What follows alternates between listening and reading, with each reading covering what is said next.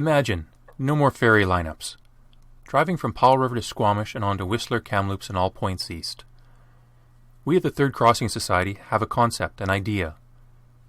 And that concept is a trans-provincial highway connecting our interior and coastal communities. An east-west connection of communities lying north of the 70% of our population, which is in our southernmost regions. From the Vancouver Island highways and the Comox ferry, the coastal communities will directly connect all interior communities. Additional access to the lower mainland is a bonus. All that is required is 42 kilometers of new road, and upgrading 131 kilometers of existing logging roads. The 42-kilometer gap is in 3 sections, and we'll talk more about that in a few minutes. This past fall, the BC government announced that it will spend $250,000 to commission an independent study of the Third Crossing's proposal and options on the Lower Sunshine Coast as well. Proposals were to be submitted by December 10th, with a report to be submitted by late summer of 2016. Howe Sound options. Option 1, build a road from Squamish to Port Mellon. Option 2, build a bridge from the Whistler Highway over to Anvil Island, and then another bridge to the other side just north of Port Mellon, and then a road down to Port Mellon from there. Here's a few BC Ferry's financial facts. Only 2 routes, Swartz Bay and Departure Bay, make money. Langdale pays for its operating costs, but after depreciation and interest, it's a loser. Salter Bay and the Comox ferry runs each lose $11 million before the subsidies kick in. In all, the system eats $176 million in subsidies before counting the various social programs, such as medical travel assistance. That brings the total taxpayer support to $200 million. All these numbers are for fiscal 2015. What will be the impact of the road proposals with regards to BC ferries? The successful Howe Sound option will lead to the probable elimination of the Langdale ferry, with consequent reduction of congestion at Horseshoe Bay.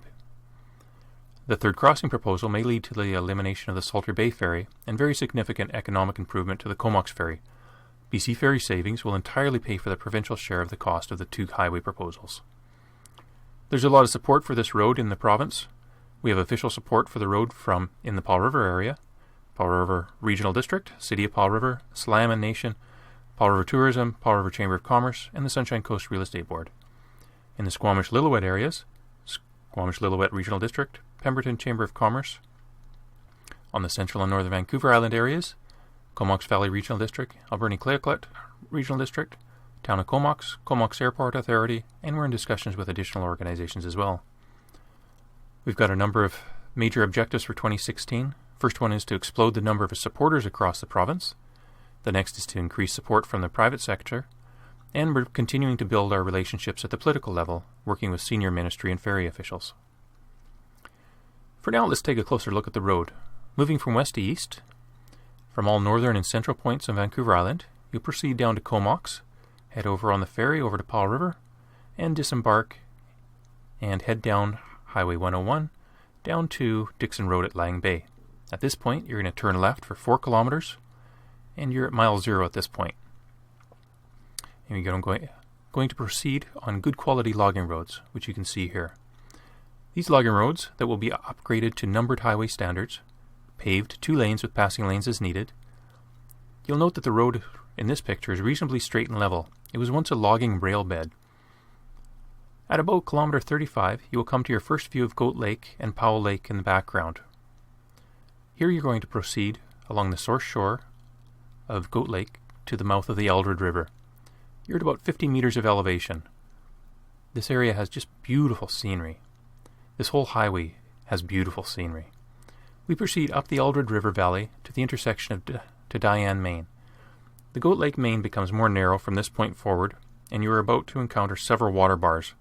You've come 53 kilometers from mile 0, and you're at 240 meters of elevation. At kilometer 51, you leave Goat Lake Main by turning right onto D Branch.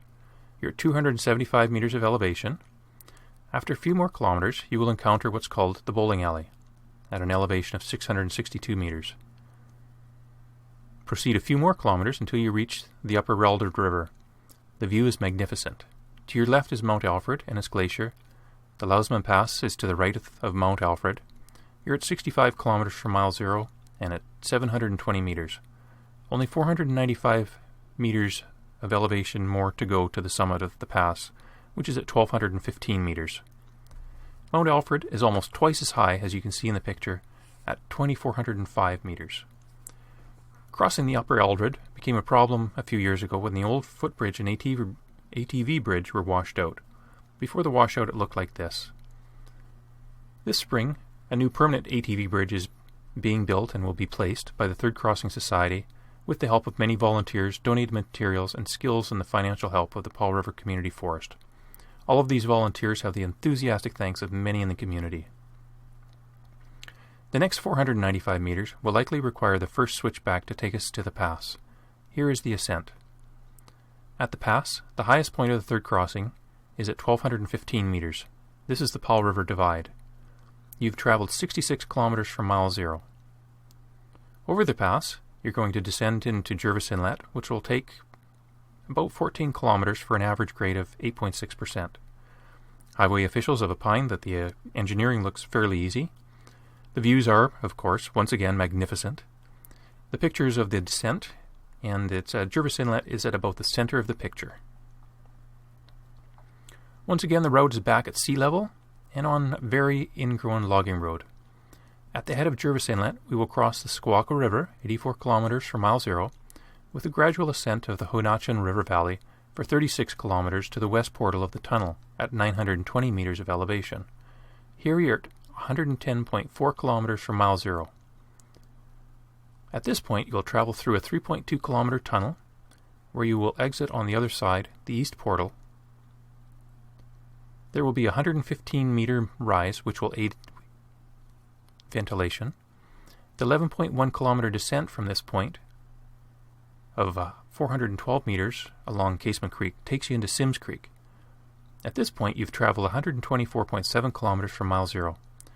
Your elevation is now 623 meters. From here, it is a simple matter of traveling down existing logging roads, follow Sims Creek, the Yellowho River, cross the Yellowho at 267 meters of elevation, then the Squamish River and the valley. You're going to follow existing provincial roads out to Highway 99, and at 173 kilometers, the end of the third crossing. A new connection between the coastal and interior communities is complete. Turn left to Whistler, Lillooet, the Caribou, and points north, Kamloops, Shuswap, North Okanagan, and all points north, south, and east. Turn right to Squamish and the lower mainland. Now, can you imagine? No more ferry lineups.